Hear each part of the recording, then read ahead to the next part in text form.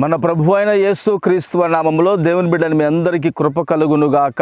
పరిశుద్ధ గ్రంథములో దేవుని వాక్యమును ధ్యానించుకుందాం. యెషయా గ్రంథము 1వ అధ్యాయము 19వ వచనము.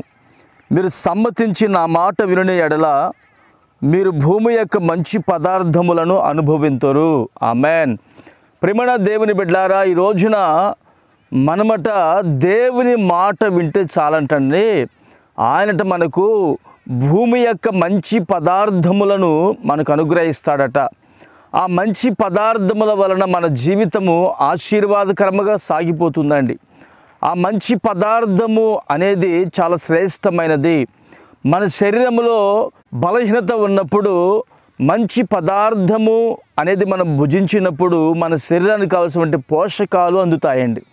అప్పుడు మనము ఆరోగ్యంగా ఉంటాము, సంతోషంగా ఉంటాము, ఆశీర్వాదకరంగా నిలిచి ఉంటాం. ఈ రోజున ప్రభువు నీకు ఇస్తున్నటువంటి వాగ్దానం ఏమిటంటే, భూమి యొక్క మంచి పదార్థములు, ఈ భూమిలో ఉన్నటువంటి శ్రేష్టమైన ప్రతి ఒక్కటి యేసయ్య మనకు అనుగ్రహిస్తాడట. అంటే ఒకవేళ నీ కుటుంబము పోషించబడలేనటువంటి పరిస్థితుల మధ్యలో ఉన్నదేమో, నువ్వు ప్రార్థన చేసుకొనుము. నా యేసయ్య నీ కుటుంబాన్ని పోషించి అనేకులు ఎదుట నిన్ను తలగా నియమించి నీకున్నటువంటి ప్రతి అక్కర తీర్చి మంచి పదార్థములను నీవు పొందుకునే విధముగా నా ప్రభు నీ జీవితంలో తన కార్యము చేయునుగాక. గనుక ప్రియులారా, ఈ రోజున మరి నీ జీవితము ఎలా నడిపించబడుతున్నది?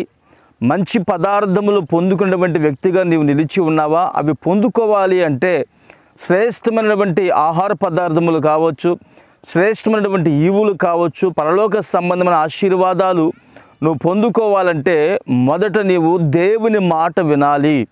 దేవుని మాట ప్రకారం నువ్వు నడుచుకోవాలి. దేవుని వాక్యానుసారముగా నువ్వు ఎప్పుడైతే ప్రవర్తిస్తావో నా యేసయ్య నిన్ను కొరత లేకుండా, కొదువు లేకుండా సమృద్ధిగా అనుగ్రహించి నిన్ను పోషించునుగాక. ఆమేన్. ప్రార్థన చేసుకుందాము. ప్రేమగల తండ్రి, పరిశుద్ధుడా, స్తోత్రం చెల్లిస్తున్నాము నాయన. మేము మీ మాట వినినప్పుడు మాకు శ్రేష్టమైనటువంటి మంచి పదార్థములు అనుగ్రహిస్తానని, మేము మీ మాట వినినప్పుడు పరలోక సంబంధమైన ఆశీర్వాదాలు పొందుతామని మీరు మాకు తెలియపరుచున్నారు. ఇట్టి మాటలు మేము వ్యర్థపరుచుకొనక మీ మాట వినే వ్యక్తులముగాను, మీ వాక్యానుసారముగా నడుచుకునేటువంటి వ్యక్తులుగా మీరు మలిచి మహిమ పొందుకోమని యేసు నామమున ప్రార్థిస్తున్నాను తండ్రి.